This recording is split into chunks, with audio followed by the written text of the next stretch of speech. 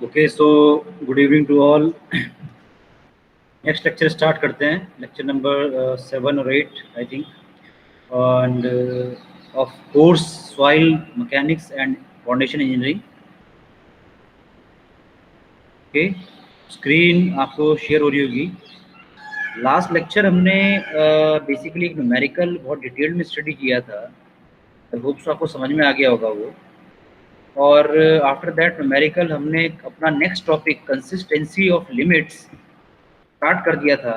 Okay, in that हमने consistency क्या होती है, कंसिस्टेंसी का डेफिनेशन क्या होता है, कंसिस्टेंसी के अंडर हम सिविल इंजीनियरिंग में सॉइल मैकेनिक्स के टर्म्स में कैसे समझते हैं, राइट। फिर उसमें जो है डिफरेंट लिमिट्स क्या होती हैं, that we have studied in last class. Okay, तो basically we have studied liquid limit. Detail में हमने स्टडी कर लिया था कि ये जो है लिक्विड लिमिट है आपका। ओके, इस तरह से ग्रुप से कट होगा, before test after test. Okay, दो टूल होते हैं इसके बेसिकली, कैसा Casagrande and ASTM. Okay, so this in this test soil at particular content is placed in the soil cup, soil content, okay, and cut by a groove of standard dimension, है ना। वही procedure को यहाँ पे लिख रहे हैं। तो बेसिकली ये लैब वाला कंटेंट है। It allows freely over the hard rubber base and free fall from the 1 centimeter height. Number of blows will be counted.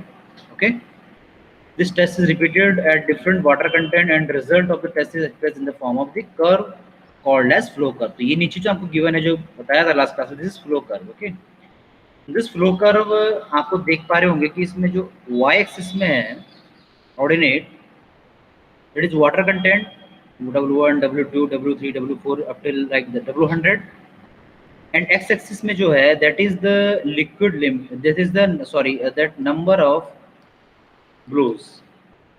Okay, so for different corresponding number of blows we can have the liquid limit. So हमारा जो liquid limit होगी, water content होगा, वो किस blows से corresponding होगा, that is for blows number 25। तो 25 blows, 25 blows is standard.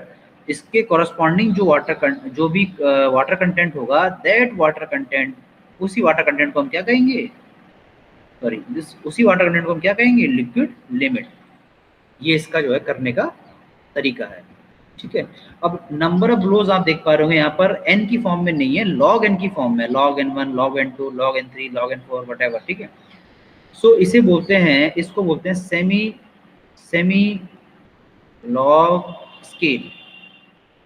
Okay, या तो दोनों पैरामीटर आपके लॉग में हो तो फुली लॉग स्केल बोलते हैं, राइट, है ना। जैसे ये भी log n होता एंड ये भी log w होता, या दोनों ही नॉर्मल में हो, ये भी w है ये भी n है, नॉर्मल स्केल हो गया।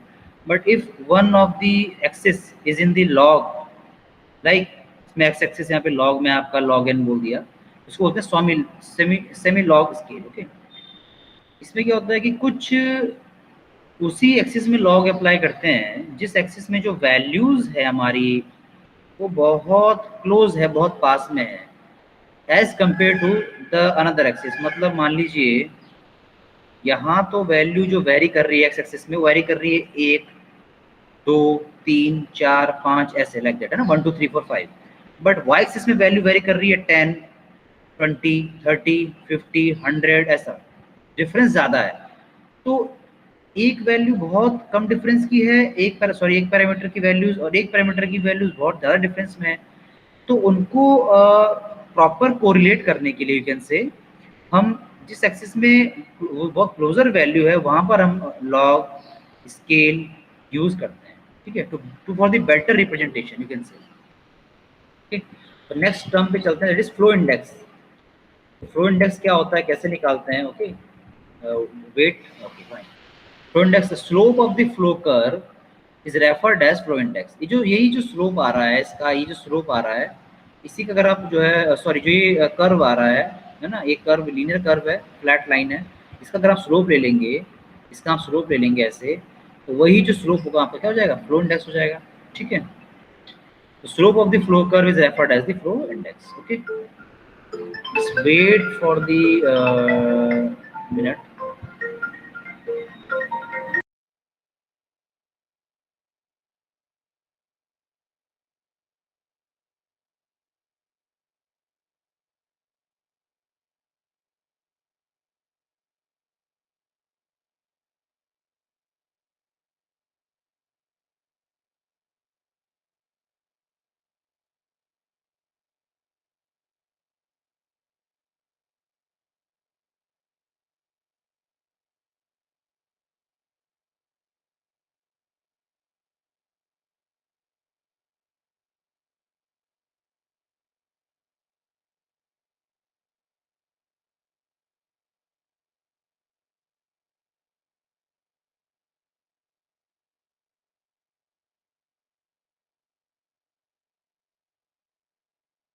It was an emergency call actually, so I have to pick.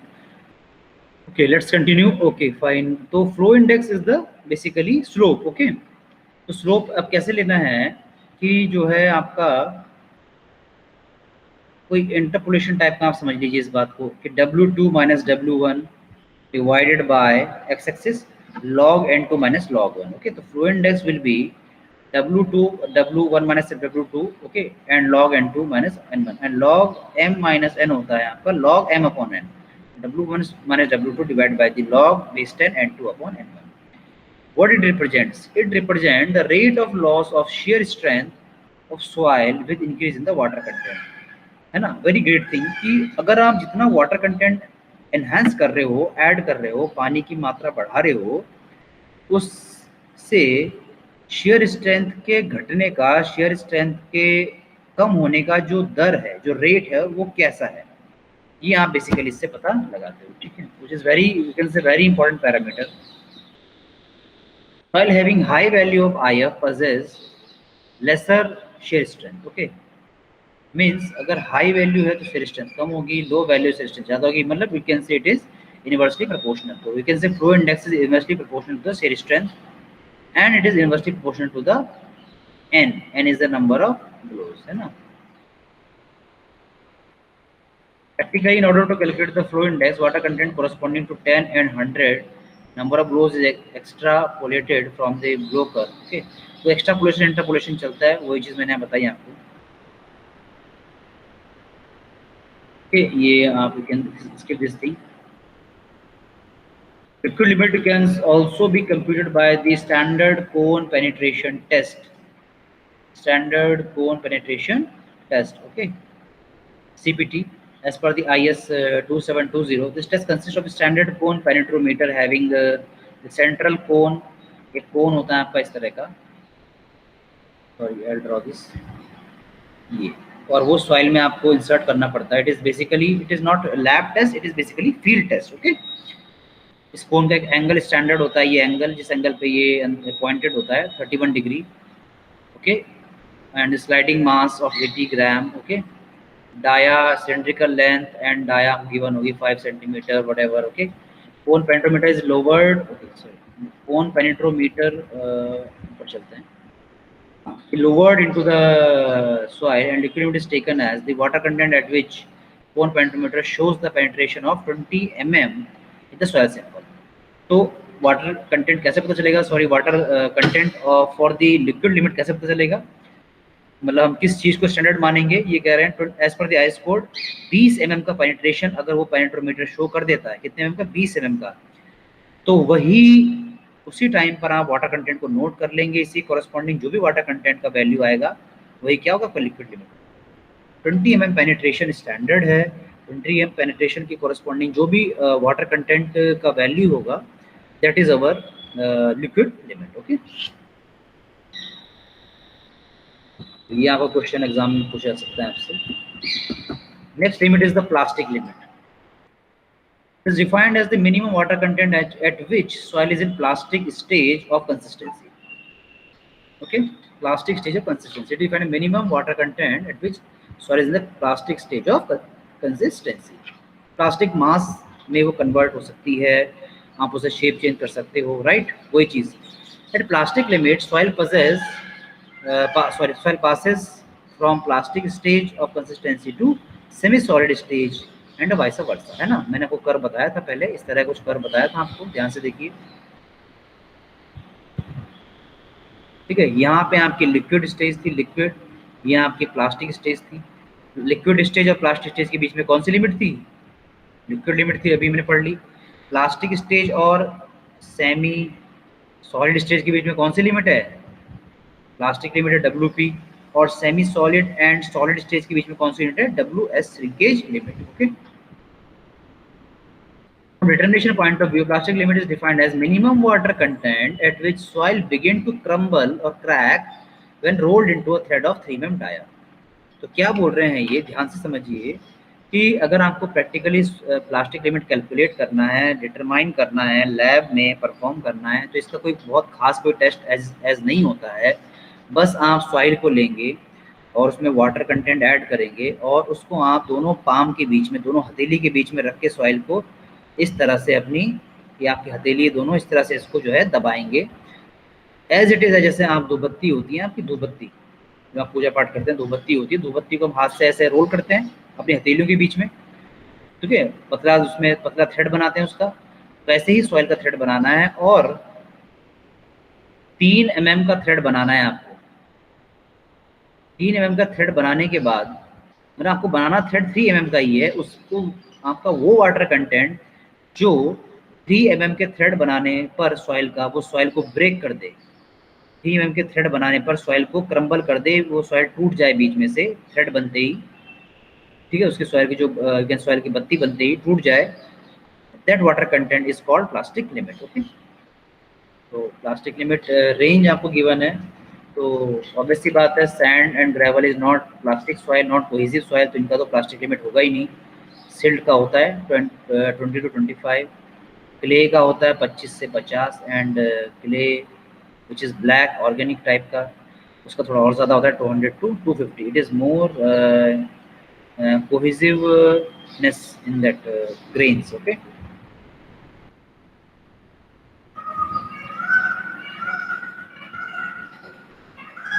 but for clay and silt, liquid limit is more than the plastic limit। Okay, fine।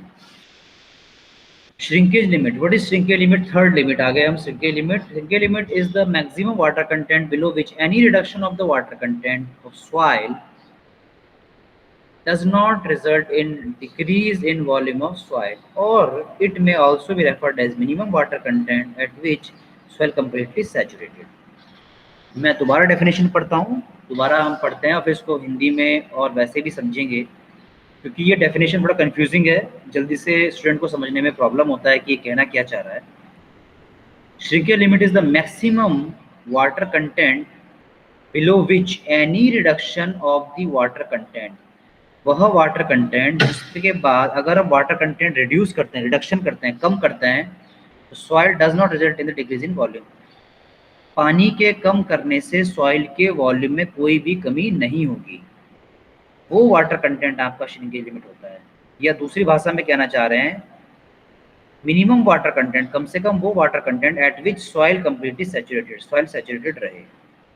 ठीक है, वही कॉन्सेप्ट है जैसे मैंने बताया था आपको कि भाई सॉइल है आपकी, मान लीजिए 3 फेज सिस्टम में आपको solid, air and that water. Okay, अब आप इसमें पानी ऐड कर रहे हो या पानी निकाल रहे हो। ओके, अब आपने पानी इसमें सैचुरेटेड कंडीशन थी, आप उल्टा चल रहे हो ना, पहले लिक्विड लिमिट थी, फिर प्लास्टिक, फिर ये आई आपकी श्रिंकेज लिमिट आ रही है ना। तो आपका क्या है कि मतलब आपका सॉलिड है और आपका वाटर है, पानी है, 2 स्टेज है।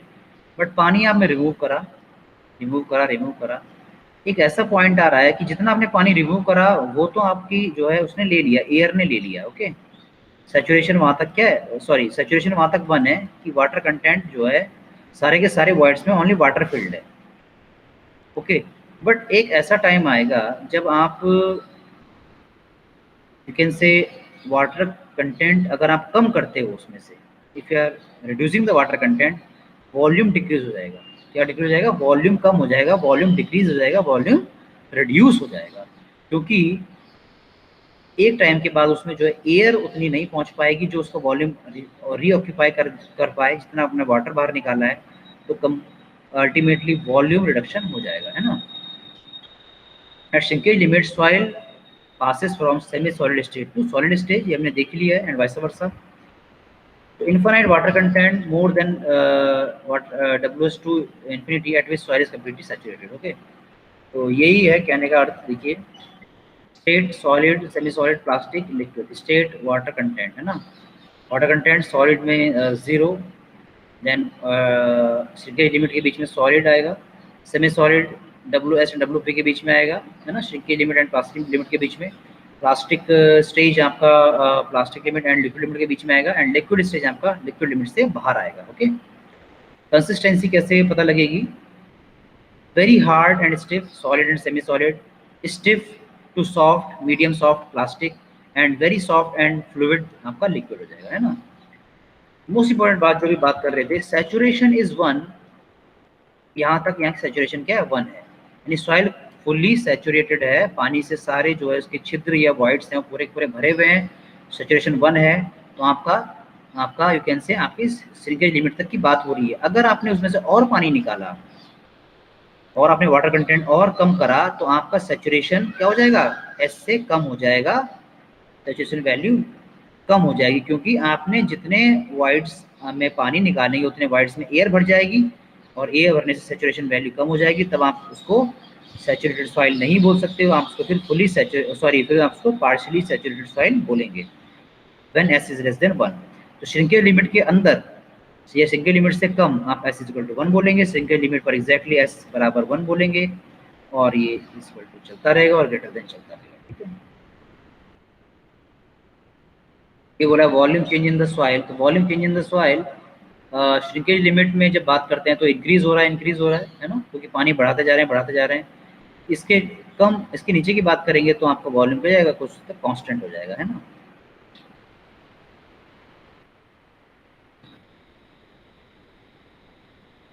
डिटरमिनेशन ऑफ श्रिंकेज लिमिट, है ना, ये कैसे पता लगाते हैं shrinkage limit? How we can calculate this? Consider the sample of soil having water content greater than shrinkage limit with mass and volume of M1 V1 respectively. एक sample लेना है जिसका में मास ऑफ पता हो, यहाँ पे आप फिगर में देख पा रहे होंगे, और नीचे कर लेते हैं. This M1 mass and volume is the V1. It is being subjected to dry, and at a particular stage when water content is equal to shrinkage limit, its mass and volume is M2.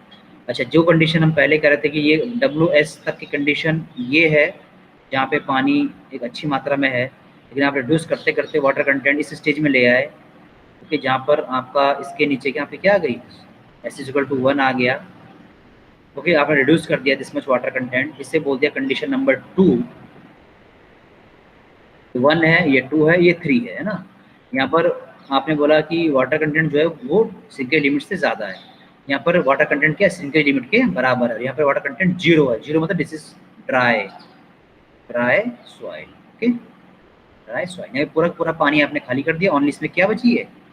Air बची है, और यहाँ पे आपका soil solid है, यहाँ पे आपका सॉइल सॉलिड है, यहाँ पे आपका सॉइल सॉलिड है. पानी आपने रिड्यूस कर दिया. Okay, mass of water in 1 क्या होगा? मास of water in 1 M1 minus MD. Obviously M1 minus MD मास है यहाँ पर. कैसे? Let's see. Mass total M1 है, ड्राई मास मैंने बोल दिया जो सॉलिड्स का वो MD है, और इफ आई से वाटर का मास क्या होगा तो M1 माइनस MD हो जाएगा obviously. Okay, let me pick the pencil, थोड़ा सा ये हैंग हो रहा है अभी.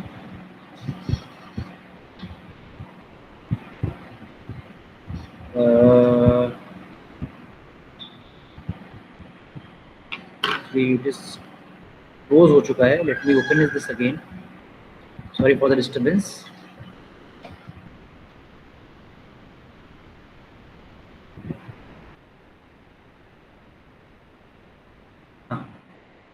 यहाँ पर हम चल रहे थे. This is okay fine. Let me take pencil.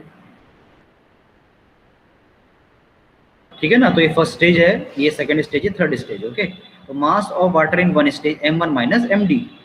ठीक है, this is okay. Change in mass of water from 1 to 2. Mass में कितना चेंज हुआ यहाँ से यहाँ तक? वाटर के कह रहा है वो, तो भाई इतना चेंज हुआ. वॉल्यूम तो इसका V1 है, इसका मैंने बोल दिया लेटर से वॉल्यूम V2. ठीक है, यहाँ पे लिखा भी है. ठीक है, V2 volume. But you can से दिस वॉल्यूम, ये वॉल्यूम है, बट हम क्या कह रहे हैं, चेंज इन मास, मास कह रहे हैं। तो हमको पता है कि density is equal to mass upon volume होता है, ठीक है। मास हमसे पूछा जा रहा है तो हम बोलेंगे डेंसिटी के गुणा कर देंगे, अगर वॉल्यूम में मल्टीप्लाई कर देंगे we will get the mass. वही कुछ नहीं कर रहा है, V1 minus V2 into rho W. पानी की बात हो रही तो रो डब्ल्यू यानी rho of W, mass density किसकी, वाटर की। ओके, इतना चेंज आया, V1 में से V2 घटा दिया अगर हमने, तो इतना डिफरेंस आ गया, into rho W density water कर दिया, तो यहाँ पर ये इतना आपका मास ऑफ वाटर आपका ये डिक्रीज हो चुका है, यहाँ से हट चुका है, ठीक है। Mass of water in two कितना है उसमें, mass of water in one minus change, कितना आपका वन में है, कितना आपका चेंज हुआ है, चेंज घटा देंगे तो जितना टू में वो बच जाएगा, है ना। बता दूं मैं, भाई आपका यहाँ इतना पानी था, ये चेंज है, इसमें से ये माइनस कर दोगे तो ये बचेगा ना, ये हमको चाहिए अभी। तो M W in two is equal to M one minus M D minus V one minus V two into rho W, correct, minus कर दिया। What is shrinkage limit? W as water content is equal to mass of water into divided by mass of solid into, obviously into क्यों नहीं लिखा है, क्योंकि mass of solid तो constant रहते हैं, mass of solid चाहे वो 1 में है कंडीशन, या वो सेकंड कंडीशन में, चाहे वो थर्ड कंडीशन में, it will be always be same। तो mass of water in 2 is equal to mw is equal to, यही यहाँ पे लिख दिया, देखिए m1 minus md minus v1 minus v2 into rho w divided by md is equal to shrinkage limit। okay, so this is the formula, basic formula for calculation of shrinkage limit। okay, थोड़ा modify कर देते हैं इसको। Okay, ये आपका आ गया m1 minus M D over M D, यहाँ पे कॉमन ले लिया, minus v1 minus V D over rho w into M D कर दिया। ओके, इसको इस तरह से लिख दिया w मन minus v1 minus V D rho w over M D. Okay, this is w1, आप w1 ये चेंज स्टार्टिंग वाला, तो इसको इस तरह से लिख दिया, water content in one first condition में। ओके, ये परफॉर्म करने का तरीका है। Okay, this is how we perform in lab. So WS can be found by, देखिए ये तो प्रैक्टिकल एस्पेक्ट है, इसको छोड़िए आप, इंपॉर्टेंट एस्पेक्ट देखिए, WS can be found by, ठीक है, limit can be found by numerically, WS equal to mass of water in two condition, second condition by mass of solid, correct, तो V2 minus VS into rho W over MD।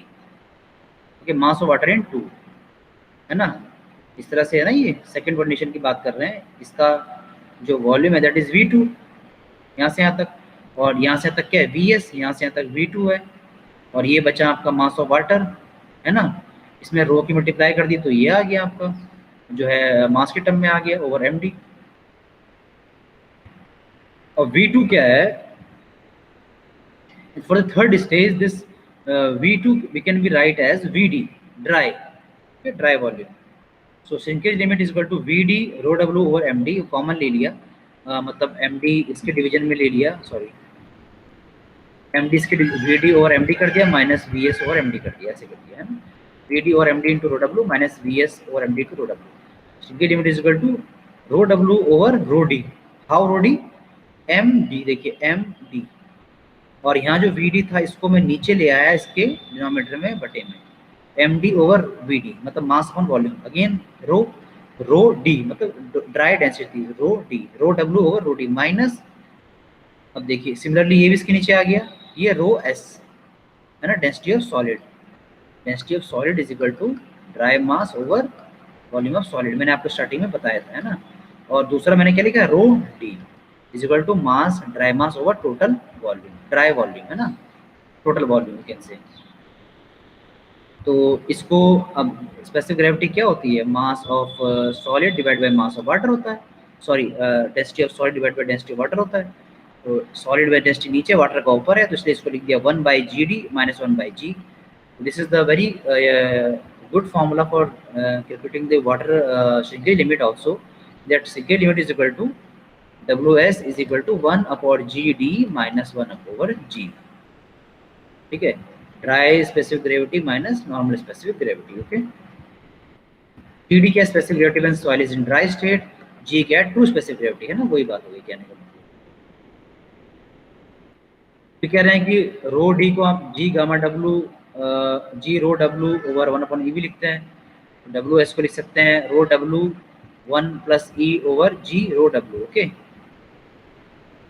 सो ये क्या कर रहे हैं basically, आपकी जो G D है इसको रिप्लेस कर रहे हैं। ये कह रहे हैं rho D is equal to G rho W और वन प्लस, जैसे फॉर्मूला मैंने पहले बताया था आपको न्यूमेरिकल जब कर रहे थे, gamma D is equal to G gamma W one plus E. ठीक है, उसी का सिमिलर फॉर्मूला है rho D is equal to G rho W over one plus E. यहाँ से जी निकाल देंगे अगर आप, तो जी बराबर क्या हो जाएगा, rho D into one plus E divided by rho W, इतना यही होगा। अब इसको आप यहाँ पुट कर दीजिए, वो यहाँ पे लिखा है, ये पलट गया, gamma rho W one plus C G one rho W minus one by G, ये वाला वन बाई जी इधर आ गया एज इट इज है ना। कुछ आप कट हो रहा है तो कट कर दीजिए, रो डब्ल्यू से रो डब्ल्यू कैंसिल हो गया, तो डब्ल्यू एस एन की limit is equal to E by G. How, this is one plus E over G minus one over G, से सिंप्लीफाई करेंगे तो W S is equal to E over G, W S is equal to E over G. कुछ इस तरह का relation बन गया, आप नोटिस कर रहे होंगे, E is equal to W G मैंने होता है। ठीक है, और सिग्मा लिमिट में क्या मैंने बताया था क्या होता है, सिग्मा लिमिट में ऑलवेज एस बराबर वन होता है, और एस बराबर वन आप इसमें रखेंगे तो ई एस बराबर डब्ल्यू जी में एस बराबर वन रखोगे तो ई बराबर डब्ल्यू जी, तो वही चीज़ यहाँ पे आ चुकी है ना। ध्यान से आप देखेंगे, आप ध्यान से चीज़ों को एनालाइज करेंगे तो आप एक कॉन्सेप्ट जो है कोरिलेट करेंगे, आपस में मिक्स होंगे, आपको रटने की जरूरत कम पड़ेगी, आपको समझना है अच्छे से टॉपिक को। ठीक है, ओके, तो G इज कैलकुलेटेड। अच्छा, अब जी डी और डब्ल्यू एस आपको गिवन है तो आप G कैलकुलेट कर लोगे, ट्रू स्पेसिफिक ग्रेविटी। तो G true specific gravity can be one over one by G D minus W S, है ना, इस तरह से भी लिख सकते हैं representation. Next term is shrinkage ratio. ठीक है, श्रिंकेज रेशियो, देन उसके बाद आता है आपका volumetric shrinkage, then you will get the linear shrinkage, plasticity index, very important terms, numerically we have the consistency index, then liquidity index, then unconfined compressive strength, also important topic, and degree of shrinkage, toughness index। okay, एक दो topic इसके बाद और आते हैं, that is I think sensitivity and activity of soil, वो भी discuss कर लेंगे। तो आज यहीं पे खत्म करते हैं इसको, in next class we will cover this rest portion। okay।